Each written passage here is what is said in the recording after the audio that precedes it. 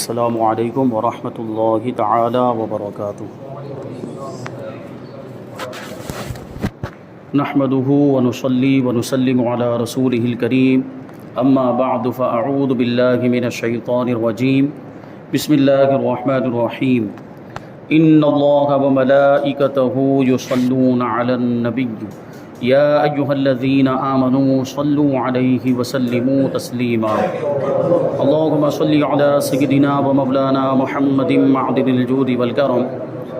وآلہ الکرام وابنہ الکریم وبارک وسلم صلاۃ وسلام علیک یا رسول اللہ صلی اللہ تعالی علیہ وسلم۔ سورہ بقرہ آیت نمبر 3 کی تفسیر ہے۔ اللہ تبارک و تعالی ارشاد فرماتا ہے الذین یؤمنون بالغیب ویقیمون الصلاۃ ومما رزقناہم ینفقون، وہ لوگ جو بغیر دیکھے ایمان لاتے ہیں اور نماز قائم کرتے ہیں اور ہمارے دیے ہوئے رزق میں سے کچھ ہماری راہ میں خرچ کرتے ہیں۔ یہ ایمان والوں کی صفت بیان کی جا رہی ہے کہ ایمان والوں کی کیفیت یہ ہوتی ہے کہ ان کا ایمان اتنا مضبوط ہوتا ہے کہ بہت ساری چیزیں ایسی ہیں جو دیکھی نہیں لیکن پھر بھی مانتے ہیں۔ کیوں مانتے ہیں؟ کیونکہ حضور پاک صلی اللہ علیہ وسلم نے ارشاد فرمایا۔ صحابہ کرام کے ایمان کا جذبہ یہی تھا۔ حضور پاک صلی اللہ علیہ وسلم جو بھی ارشاد فرماتے اس کو مان لیتے تھے، سر تسلیم خم کر دیتے، اور کوئی عمل کرنے والی چیز ہوتی تھی تو فوراً عمل کرنے لگ جاتے تھے۔ یہ صحابہ کرام کے عمل کا جذبہ۔ فرماتے یہاں سے لے کر مفلحون تک کی 3 آیتیں یہ مخلص مومنین کے بارے میں ہیں، خالص ایمان والے پکے مومن، ان کے بارے میں یہ 3 آیتیں الذین یؤمنون بالغیب والذین یؤمنون بما انزل اور اولئک علی ھدی من ربہم۔ یہ 3 آیتیں خالص ایمان والوں کے بارے میں ہیں جو ظاہری اور باطنی دونوں طرح سے ایمان والے ہیں، اندر سے بھی مومن باہر سے بھی مومن ہیں۔ اور اس کے بعد کی 2 آیتیں ان لوگوں کے بارے میں ہیں جو ظاہری اور باطنی دونوں طرح سے کافر ہیں، یعنی اندر سے بھی کافر اور اپنے آپ کو کافر ظاہر بھی کرتے ہیں، یعنی منافقین والا معاملہ نہیں کہ اندر سے کافر ہوں اور اپنے آپ کو مومن ظاہر کریں، ایسا نہیں، کھلے ہوئے کافر۔ تو اس کے بعد کی 2 آیتیں جو ہے وہ ظاہری اور باطنی کافروں کے بارے میں، لیکن اس کے بعد 13 آیتیں غور کرنے کی ضرورت ہے۔ مومنین کے بارے میں کتنی آیتیں؟ 3 ہیں، اور کافر کے بارے میں، کافروں کے بارے میں جو ظاہری باطنی اعتبار سے جو کافر ہیں ان کے بارے میں 2 آیتیں، جبکہ منافقین کے بارے میں کتنی آیتیں؟ 13 آیتیں۔ اس سے ہم اندازہ لگا سکتے کہ ان کا معاملہ کتنا سخت ہے۔ منافقین کا معاملہ کہ ایمان والے تو ان کی تو خوبیاں بیان کر دی گئی، وہ ہمیں ظاہری طور پہ معلوم ہو جائیں گے، اور جو کھلے ہوئے کافر جو اپنے کو کافر بھی کہہ رہے ہیں، اسلام کے کھلے ہوئے دشمن، ان کا بھی ہمیں پتہ لگ جائے گا۔ لیکن سب سے خطرناک جو قوم ہے وہ منافقین کی جماعت ہے کہ وہ تو اندر سے کافر ہیں، کفر کو چھپائے ہوئے اپنے آپ کو مومن ظاہر کرتے ہیں۔ تو اکثر و بیشتر ایسا ہوتا ہے کہ بھولے بھالے مسلمان ان کے جال میں پھنس جاتے ہیں اور ان کے دام تصویر میں گرفتار ہو جاتے ہیں، بسا اوقات وہ بھی گمراہ ہو جاتے ہیں۔ اور آج کل جو بد مذہب جو گمراہ فرقے کے لوگ ہیں اور جو گستاخیاں کرنے کی وجہ سے غلط عقیدہ، کفری عقیدہ رکھنے کی وجہ سے جو کافر ہو گئے، ان کے بھی یہی معاملات ہیں کہ وہ گستاخی اور کفر کی وجہ سے کافر ہو چکے ہیں لیکن اپنے آپ کو کیا بولتے ہیں؟ مسلمان بولتے ہیں۔ تو ایسے لوگوں سے بھی بچنے کی بہت زیادہ ضرورت ہے۔ یہ 13 آیتیں بتا رہی ہیں کہ خاص طور پر ایسے لوگوں سے دور رہا جائے۔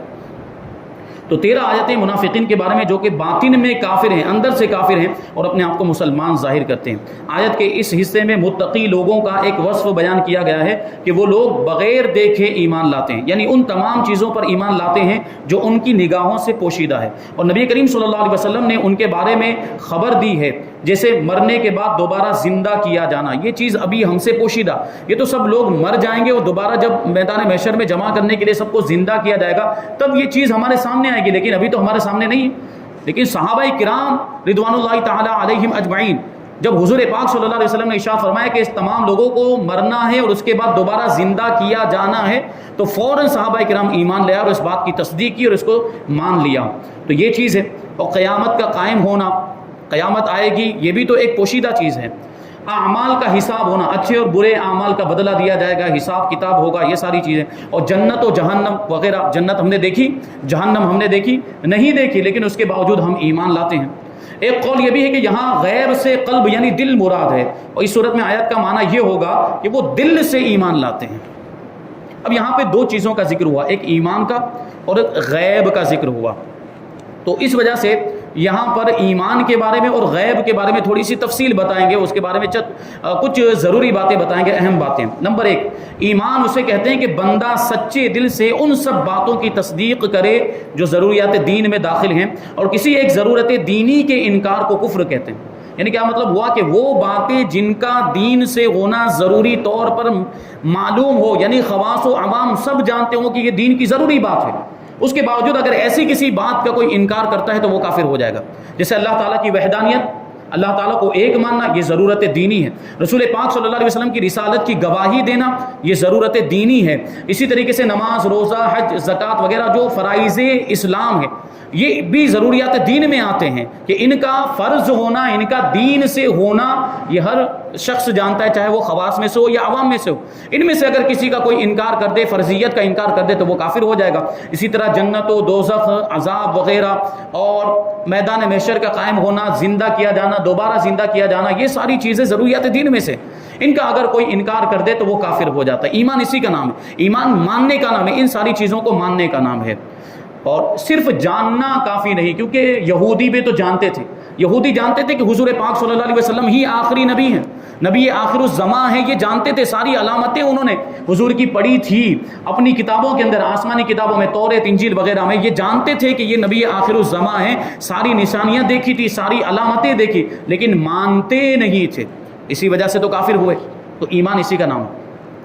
نمبر 2، عمل ایمان میں داخل نہیں ہوتے، اسی لیے قرآن پاک میں ایمان کے ساتھ عمل کا جدا گانا ذکر کیا جاتا ہے۔ جیسے اس آیت میں بھی ایمان کے بعد نماز اور صدقے کا ذکر علیحدہ طور پر کیا گیا ہے۔ اس کا مطلب کہ عمل ایمان میں داخل نہیں، عمل آپ کے جیسے بھی ہو، گناہوں کے کام کیے اور فرائض کو ترک کر دیا ہے، نیکیوں کے کام نہیں کیے، تو یہ اس کی سزا ملے گی، لیکن ایمان ہے اگر، تو ایمان ہی نجات کا ذریعہ ہے۔ ایمان الگ اور عمل الگ، یہ الگ بات ہے کہ ایمان کا تقاضا ہے کہ آدمی نیک عمل کرے، فرائض کی پابندی کرے، واجبات پر عمل کرے، سنتوں کو بھی اپنائے، یہ ایمان تقاضا کرتا ہے، لیکن ایمان کے اندر اعمال داخل نہیں ہے۔ نمبر 3، غیب وہ ہے جو ہم سے پوشیدہ ہو، جو نظر نہ آئے، اور ہم اپنے حواس مطلب حواس ظاہرہ، آنکھوں سے دیکھنا، منہ سے یہ کسی چیز کو ہاتھ سے چھونا وغیرہ، تو اس کو کہتے ہیں کہ دیکھنے، چھونے وغیرہ سے اور بدیہی طور پر عقل سے اسے معلوم نہ کیا جا سکے، اسے غیب کہتے ہیں۔ بدیہی طور پر کا کیا مطلب ہوتا ہے؟ یعنی کچھ چیزیں ایسی ہوتی ہیں جن میں غور و فکر کرنے کی ضرورت نہیں پڑتی، بغیر غور و فکر کے جو چیز معلوم ہو جائے اس کو بدیہی کہتے ہیں۔ جیسے ابھی آگ جل رہی ہے، ہمارے سامنے آگ جل رہی ہے، آگ روشن ہے، تو ہمیں خود بخود اس بات کا علم ہو جاتا ہے کہ یہاں گرمی ہے، آگ جہاں پر ہوگی وہاں گرمی ہوگی، اور آگ جہاں پر ہوگی وہاں دھواں بھی ہوگا۔ تو اس بات کا ہمیں بدیہی طور پر علم ہو جاتا ہے، کیا ہمیں اس میں غور و فکر کرنے کی حاجت پڑتی ہے کہ آگ ہے تو دھواں کیوں ہے، غور و فکر کریں تب جا کے پتہ چلے ایسا ہے؟ آگ ہے تو دھواں ہے، آگ ہے تو گرمی ہے، حرارت ہے، تو یہ بدیہی چیز ہوتی ہے۔ لیکن غیب کا معاملہ یہ ہے کہ وہ بدیہی طور پر عقل سے معلوم نہیں کی جا سکتی، یہ کیونکہ پوشیدہ ہے، نگاہوں سے پوشیدہ۔ غیب کی 2 قسمیں ہیں، ایک جس کے حاصل ہونے پر کوئی دلیل نہ ہو، یہ علم غیب ذاتی ہے اور اللہ تعالیٰ کے ساتھ خاص ہے، اور جن آیتوں میں غیر اللہ سے علم غیب کی نفی کی گئی ہے وہاں یہی علم غیب مراد ہے۔ ذاتی طور پر یعنی خود حاصل ہونا، کسی کے دیے سے حاصل نہ ہونا، ایسا علم غیب تو صرف اللہ تبارک و تعالیٰ کے ساتھ خاص ہے، اور یہ اللہ تعالیٰ کا ہی علم غیب ہے۔ اور جہاں آیتوں میں یا حدیث میں علم غیب کی نفی کی گئی تو علم غیب ذاتی کی نفی کی گئی، کیونکہ ذاتی طور پر علم غیب کوئی نہیں جانتا مخلوقات میں سے، وہ صرف اللہ تبارک و تعالیٰ جانتا ہے۔ جس کو بھی مخلوقات میں سے، انسانوں میں سے علم غیب ہوتا ہے وہ اللہ تعالیٰ کی عطا سے ہوتا ہے۔ تو علم غیب عطائی یہ مخلوقات کے لیے ثابت ہے، اور علم غیب ذاتی یہ اللہ تبارک و تعالیٰ کے ساتھ خاص ہے، اور دونوں ایک دوسرے کے منافی ہیں۔ کا یہ مطلب ہے کہ علم غیب عطائی یہ اللہ تعالیٰ کے لیے نہیں ہو سکتا، اور علم غیب ذاتی یہ مخلوق کے لیے نہیں ہو سکتا، کیونکہ اللہ تعالیٰ کے لیے علم غیب عطائی مانے تو اس کا مطلب ہو کہ اللہ کو بھی کسی نے علم غیب دیا ہو، یہ تو ہو ہی نہیں سکتا، کیونکہ اللہ تعالیٰ کسی کا محتاج نہیں ہے، اس کے سب محتاج ہے، لیکن اللہ تعالیٰ کسی کا محتاج نہیں ہے، اس کا علم بھی ایسا ہی ہے، بالذات ہے اور کسی کا دیا ہوا نہیں۔ اور جبکہ مخلوق کا معاملہ یہ کہ مخلوق پہ علم کی بات کر رہے ہیں، مخلوق کے پاس تو جو کچھ بھی ہے، ساری نعمتیں اور ساری چیزیں، یہ سب تو اللہ کی دی ہوئی ہیں، تو علم بھی اگر ہوگا تو وہ بھی اللہ کا دیا ہوا ہی ہوگا۔ تو علم غیب اگر مخلوقات کو ملتا ہے تو وہ عطائی ہوتا ہے۔ نمبر 2، جس کے حاصل، ایسا علم غیب جس کے حاصل ہونے پر کوئی دلیل موجود ہو، جیسے اللہ تعالیٰ کی ذات و صفات کا علم، گزشتہ انبیاء کرام اور قوموں کے احوال، نیز قیامت میں ہونے والے واقعات وغیرہ کا علم، یہ سب اللہ تعالیٰ کے بتانے سے معلوم ہیں، اور جہاں بھی غیر اللہ کے لیے غیب کی معلومات کا ثبوت ہے وہاں اللہ تعالیٰ کے بتانے سے ہی ہوتا ہے، یعنی اللہ کا دیا ہوا علم، اللہ تعالیٰ کے بتائے بغیر کسی کے لیے ایک ذرے کا علم غیب ماننا یہ قطعی کفر ہے۔ جس کو بھی علم غیب ملا، ہمارے آقا کو بھی اور اولیاء کرام کو بھی، اللہ کے نیک بندوں کو، انبیاء کرام کو، جو بھی علم غیب ملا وہ اللہ کی عطا ہی سے ملا، یہی تو ہمارا عقیدہ ہے، اہل سنت و جماعت کا یہی عقیدہ۔ ہم کسی بھی مخلوق، کسی بھی انسان کے لیے علم غیب ذاتی مانتے ہی نہیں ہیں، تو کفر لازم کیسے آئے گا؟ ذاتی طور پر مانے تب یہ کفر لازم آ سکتا ہے، ہم تو عطائی طور پر مانتے ہیں۔ نمبر 6، اللہ تعالیٰ اپنے مقرب بندوں جیسے انبیاء کرام علیہ الصلوۃ والسلام اور اولیاء اعظام رحمۃ اللہ تعالیٰ علیہم پر غیب کے دروازے کھول دیتا ہے، جیسا کہ خود قرآن و حدیث میں آیا ہے۔ اور اس موضوع پر مزید کلام سورہ آل عمران کی آیت نمبر 179 کی تفسیر میں انشاءاللہ آگے آئے گا۔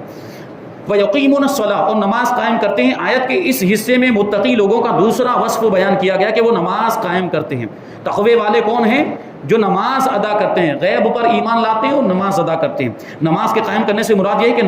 نماز کے ظاہری اور باطنی حقوق ادا کرتے ہوئے نماز پڑھی جائے۔ نماز کے ظاہری حقوق یہ ہے کہ ہمیشہ ٹھیک وقت پر پابندی کے ساتھ نماز پڑھی جائے اور نماز کے فرائض، سنتیں اور مستحبات کا خیال رکھا جائے اور تمام مفسدات اور مکروہات سے بچا جائے، یعنی جن کی وجہ سے نماز ٹوٹ جاتی ہے اور وہ چیزیں جن کی وجہ سے نماز مکروہ ہو جاتی ہے، ان ساری چیزوں سے بچنا چاہیے۔ تو یہ ظاہری حقوق ہوئے، جبکہ باطنی حقوق یہ ہے کہ آدمی دل کو غیر اللہ کے خیال سے فارغ کر کے ظاہر و باطن کے ساتھ بارگاہ حق میں متوجہ ہو اور بارگاہ الہی میں عرض و نیاز اور مناجات میں محو ہو جائے، یعنی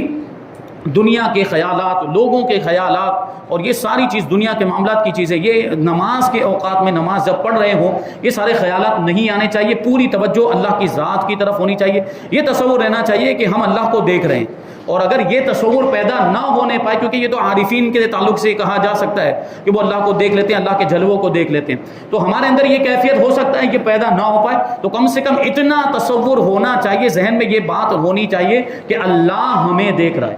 جب عبادت کر رہے ہیں تو اس انداز میں کرنی چاہیے اور یہ تصور ہونا چاہیے کہ اللہ ہمیں دیکھ رہا ہے۔ جب یہ تصور ہوگا تو دل لگے گا اور جو دوسرے خیالات ہیں وہ ذہن سے نکل جائیں گے، بازار کے خیالات آ رہے ہیں، حساب و کتاب کے معاملات ذہن میں گھوم رہے ہیں، تو یہ ساری چیزیں ختم ہو جائے گی جب ہم اپنے ذہن میں یہ تصور پیدا کریں گے۔ قرآن مجید اور احادیث میں نماز کے حقوق کی ادائیگی کے ساتھ نماز پڑھنے والوں کے فضائل بیان کیے گئے اور نہ پڑھنے والوں کی مذمت اور برائی بھی بیان کی گئی۔ چنانچہ سورہ مؤمنون میں اللہ تعالیٰ ارشاد فرماتا ہے، قد افلح المؤمنون الذین هم فی صلاتهم خاشعون، بے شک وہ ایمان والے کامیاب ہو گئے جو اپنی نماز میں خشوع و خضوع کرنے والے، یعنی اللہ سے ڈرتے ہوئے خلوص کے ساتھ اور ریاکاری سے پاک ہو کر، دکھاوے سے پاک ہو کر اللہ کی عبادت کرتے ہیں، ایسے ایمان والے کامیاب ہیں۔ اسی صورت میں ایمان والوں کے مزید اوصاف بیان کرنے کے بعد ان کا ایک وصف یہ بھی بیان فرمایا، والذین هم علی صلاتهم یحافظون، اور کامیاب ایمان والے وہ ہیں جو اپنی نمازوں کی حفاظت کرتے ہیں۔ اب نمازوں کی حفاظت کب ہو پائے گی؟ جب ظاہری حقوق بھی ادا کیے جائیں اور باطنی حقوق بھی ادا کیے جائیں، سنت، فرض، نوافل، مستحبہ، سب چیزوں کی پابندی کریں، اس کے ساتھ ساتھ باطن کے تعلق سے بھی یہ چیز ہونی چاہیے، باطنی حقوق بھی ادا ہوں، یعنی خشوع و خضوع کی کیفیت بھی ہونی چاہیے، خلوص کے ساتھ دکھاوے اور ریاکاری سے پاک ہو کر نماز پڑھیں گے تو یہ فضیلت ملے گی۔ اور ان اوصاف کے حامل ایمان والوں کے بارے میں ارشاد فرمایا کہ اولئک هم الوارثون الذین یرثون الفردوس هم فیہا خالدون، یہی لوگ وارث ہیں۔ کس چیز کے وارث؟ یہ فردوس کی میراث پائیں گے۔ فردوس یہ جنت میں سب سے اعلیٰ مقام، سب سے اعلیٰ درجہ جس کو جنت الفردوس کہا جاتا ہے۔ تو جو خشوع و خضوع کے ساتھ نماز پڑھتے ہیں اور دکھاوے کے طور پر نماز نہیں پڑھتے، اس کے ظاہری حقوق، باطنی حقوق کی رعایت کرتے ہیں، اللہ تبارک و تعالی ان کو جنت الفردوس کی میراث عطا فرمائے گا۔ اور پھر ایسا نہیں کہ تھوڑے وقت کے لیے پھر دوسرے درجے میں بھیج دیا جائے، یعنی اعلیٰ درجے سے نکال کر نیچے والے درجے میں بھیج دیا، ایسا نہیں فرمایا جا رہا ہے کہ وہ اس میں ہمیشہ رہیں گے، یعنی یہ درجہ، یہ مقام ایک مرتبہ مل گیا، جنت الفردوس ایک مرتبہ مل گئی تو پھر بعد میں اس کو چھینا نہیں جائے گا، وہ اس میں ہمیشہ رہیں گے۔ کتنی بڑی فضیلت! تو یہ نماز پڑھنے کی فضیلت، لیکن نماز میں سستی کرنا یا نماز کو چھوڑ دینا، اس کی وعیدیں بھی آئی ہے، اس کی برائی اور مذمت بھی آئی۔ نماز میں سستی کرنے والوں اور نمازوں کو ضائع کرنے والوں کے بارے میں اللہ تعالیٰ ارشاد فرماتا ہے، ان المنافقین یخادعون اللہ وهو خادعهم واذا قاموا الى الصلاة قاموا كسالى يراؤون الناس ولا يذكرون اللہ الا قلیلا۔ فرماتے ہیں، اللہ تعالیٰ فرماتا ہے کہ بے شک منافق لوگ اپنے گمان میں اللہ کو فریب دینا چاہتے ہیں، یعنی ان کے معاملات کو دیکھیں کہ اندر سے کافر ہیں، اپنے آپ کو مومن ظاہر کرتے ہیں، تو کیا مطلب ہوا؟ معاذ اللہ کہ اللہ کو دھوکہ دینا چاہتے ہیں، اللہ سے تو کوئی چیز پوشیدہ نہیں، ان کا جو کفر باطنی جو کفر ہے اللہ تعالیٰ اس کو بھی جانتا ہے، اور اللہ تعالیٰ نے نبی پاک صلی اللہ علیہ وسلم کو بھی منافقین کے باطنی کفر پر مطلع فرما دیا تھا۔ تبھی تو وہ آپ نے واقعہ سنا ہوگا کہ مسجد نبوی میں حضور پاک صلی اللہ علیہ وسلم نے منافقین کا نام لے لے کر ان کو نکالا تھا، اے فلاں ابن فلاں نکل جا کہ تو منافق ہے۔ یہ اللہ تعالیٰ نے اطلاع دی تھی ان کے باطنی کفر پر۔ تو یہ ویسے دھوکہ دینا چاہتے تھے کہ ہم اندر سے کافر ہیں، اور ایمان والوں کے پاس جب جاتے ہیں تو ہم کہتے ہیں کہ ہم بھی مومن ہیں، اور کافروں کے پاس جاتے ہیں، جب اپنے سرداروں کے پاس جاتے ہیں تو کہتے ہیں کہ ہم تو آپ کے ساتھ ہیں، یعنی دین میں آپ کے ساتھ ہیں، آپ کے دین پر ہے۔ مسلمانوں کے ساتھ تو ہم استہزاء کرتے ہیں، معاذ اللہ مسلمانوں کے ساتھ تو ہم ان کا مذاق بناتے ہیں، اس طرح جو ان کا انداز ہوتا تھا۔ اور گویا کہ یہ اس طرح اس طریقے کو اپنا کر، اس طرز عمل کو اپنا کر وہ معاذ اللہ اپنے ذوم باطل میں، اپنے باطل خیال کے مطابق اللہ تعالیٰ کو دھوکہ دینا چاہتے ہیں، لیکن اللہ کو کوئی دھوکہ نہیں دے سکتا۔ اللہ تعالیٰ اس سے پاک ہے کہ اسے کوئی دھوکہ دے۔ تو یہ اپنے گمان میں اللہ تعالیٰ کو فریب دینا چاہتے ہیں، دھوکہ دینا چاہتے ہیں، اور اللہ تعالیٰ انہیں غافل کر کے مارے گا، یعنی ان کے دھوکے کا بدلہ ان کو دے گا۔ اور جب نماز کے لیے کھڑے ہوتے ہیں یعنی منافقین، تو بڑے سست ہو کر کھڑے ہوتے ہیں، اور لوگوں کے سامنے ریاکاری کرتے ہوئے کھڑے ہوتے ہیں، دکھاوے کے طور پر، کیونکہ ان کا تو معاملہ یہ تھا کہ مومن اپنے آپ کو ظاہر کرتے تھے، اندر سے کافر تھے، تو نماز بھی پڑھتے تھے تو دکھاوے کے لیے پڑھتے تھے۔ تو اب ہمیں غور کرنا ہے کہ ہم جب نماز پڑھتے ہیں تو ہماری کیا کیفیت ہوتی ہے؟ کیا ہم دکھاوے کے لیے پڑھ رہے ہیں، یا سستی کے ساتھ پڑھ رہے ہیں؟ چستی والے معاملات نہیں، دل لگا کر نہیں پڑھ رہے، خلوص کے ساتھ، خشوع و خضوع کے ساتھ نہیں پڑھ رہے ہیں۔ تو ہمیں اپنی اس حالت کی خبر لینی چاہیے، اور یہ اگر کیفیت ہے، سستی آ رہی ہے نماز پڑھنے میں، یا ہم دکھاوے کے طور پر نماز پڑھ رہے ہیں، ریاکاری کے طور پر کہ لوگ دیکھیں گے تو مجھے بڑا نمازی کہیں گے، بڑا عبادت گزار کہیں گے، اس نیت سے اگر کوئی پڑھ رہا ہے تو اس کو خیر منانی چاہیے، کیونکہ یہ منافقین کا طریقہ ہے، ایمان والوں کا یہ طریقہ نہیں ہے۔ اور اللہ کو بہت ہی تھوڑا یاد کرتے ہیں منافقین، اللہ کو بہت ہی تھوڑا یاد کرتے ہیں، ذکر بھی کرتے ہیں تو تھوڑا سا ذکر کرتے ہیں۔ اور ایک مقام پہ اللہ تعالیٰ ارشاد فرماتا ہے فَخَلَفَ مِن بَعْدِهِمْ خَلْفٌ أَضَاعُوا الصَّلَاةَ وَاتَّبَعُوا الشَّهَوَاتِ فَسَوْفَ يَلْقَوْنَ غَيًّا إِلَّا مَن تَابَ وَآمَنَ وَعَمِلَ صَالِحًا فَأُولَٰئِكَ يَدْخُلُونَ الْجَنَّةَ وَلَا يُظْلَمُونَ شَيْئًا۔ تو ان کے بعد وہ نالائق لوگ ان کی جگہ آئے جنہوں نے نمازوں کو ضائع کر دیا، نمازوں کو برباد کر دیا اور اپنی خواہشوں کی پیروی کی، تو ان قریب وہ جہنم کی خوفناک وادی غی سے جا ملیں گے، یعنی اس میں داخل ہوں گے۔ وادی غی کے بارے میں فرمایا گیا کہ جہنم کی ایک وادی ہے، اور یہ بہت ہی گہری وادی ہے جس سے جہنم خود پناہ مانگتی ہے۔ بے نمازیوں کو، نمازوں کو ضائع کرنے والوں کو اس وادی میں ڈالا جائے گا اور عذاب دیا جائے گا، مگر جنہوں نے توبہ کی اور ایمان لائے اور نیک کام کیے تو یہ لوگ جنت میں داخل ہوں گے، اور ان پر کوئی زیادتی نہیں کی جائے گی۔ حضرت عثمان غنی رضی اللہ تعالیٰ عنہ فرماتے ہیں کہ سرکار دو عالم صلی اللہ علیہ وسلم نے ارشاد فرمایا جس نے میرے اس وضو کی طرح وضو کیا، یعنی حضور پاک صلی اللہ علیہ وسلم نے صحابہ کرام کے سامنے پہلے وضو کیا، پھر صحابہ کرام سے ارشاد فرمایا کہ جس نے میرے اس وضو کی طرح وضو کیا، پھر اس طرح 2 رکعت نماز پڑھی کہ ان میں خیالات نہ آنے دیے، تو اس کے پچھلے تمام گناہ بخش دیے جائیں گے۔ یعنی خشوع و خضوع کے ساتھ اگر کوئی نماز پڑھے تو یہ فضیلت ہے۔ حضرت عقبہ بن عامر رضی اللہ تعالیٰ عنہ سے روایت ہے کہ سرکار دو عالم صلی اللہ علیہ وسلم نے ارشاد فرمایا جو بھی مسلمان اچھے طریقے سے وضو کرتا ہے پھر کھڑے ہو کر اس طرح 2 رکعت نماز پڑھتا ہے کہ اپنے دل اور چہرے سے متوجہ ہو کر یہ 2 رکعتیں ادا کرتا ہے تو اس کے لیے جنت واجب ہو جاتی ہے۔ حضرت عبداللہ ابن عمرو رضی اللہ تعالی عنہما سے روایت ہے حضور پرنور صلی اللہ علیہ وسلم نے ارشاد فرمایا جس نے نماز پر مداومت کی، یعنی ہمیشہ نماز پڑھتا رہا، نماز کی پابندی کرتا رہا، تو قیامت کے دن وہ نماز اس کے لیے نور، برہان اور نجات ہوگی، روشنی کا سامان ہوگا نماز۔ ظاہر سی بات قبر میں اندھیرا ہے، دوسرے مقامات پر اندھیرے کا سامنا ہے، اور بہت سے مقامات پر دلیل کی بھی ضرورت پڑے گی کہ نماز روشنی کا بھی انتظام کرے گی، اور یہ ہمارے لیے دلیل بھی ہوگی، نماز خود گواہی دے گی کہ یہ بندہ نماز کی پابندی کرتا تھا، اور نجات کا ذریعہ بنے گی۔ اور جس نے نماز کی محافظت نہیں کی، یعنی جس نے نماز کی پابندی نہیں کی، تو اس کے لیے نہ نور ہے، نہ برہان ہے، نہ نجات ہے، اور وہ قیامت کے دن قارون، فرعون، حامان اور ابی ابن خلف کے ساتھ ہوگا۔ یہ اپنے اپنے زمانے کے بدترین کفار گزرے، قارون، حامان اور فرعون اور ابی بن خلف یہ حضور کے زمانے کا بدترین کافر گزرا ہے، جو نماز نہیں پڑھتے، نمازوں کی پابندی نہیں کرتے، ان کا حشر ان لوگوں کے ساتھ ہوگا، بدترین کفار کے ساتھ۔ اب ہمیں سوچنا ہے کہ ہمیں کس کے ساتھ رہنا، ہمیں متقین کے ساتھ رہنا، اللہ کے ولیوں کے ساتھ رہنا ہے، اور انبیاء کرام کی جماعت کے ساتھ ہمارا حشر ہونا چاہیے، نیک لوگوں کے ساتھ ہمارا حشر ہونا چاہیے۔ تو ہمیں نمازوں کی پابندی کرنی چاہیے، اور اگر ہم یہ چاہتے ہیں کہ کوئی ہمیں اس کی پرواہ نہیں ہے اور ہم اس کی کوئی فکر نہیں کرتے تو نمازوں کی پابندی نہ کریں، تو پھر کفار کے ساتھ ہمیں اٹھایا جائے گا، وہ بھی بدترین قسم کے کفار، اور کوئی نہیں چاہے گا کہ بدترین کفار کے ساتھ اس کا حشر ہو۔ حضرت ابو سعید خدری رضی اللہ تعالیٰ عنہ سے روایت ہے کہ حضور اقدس صلی اللہ علیہ وسلم نے ارشاد فرمایا،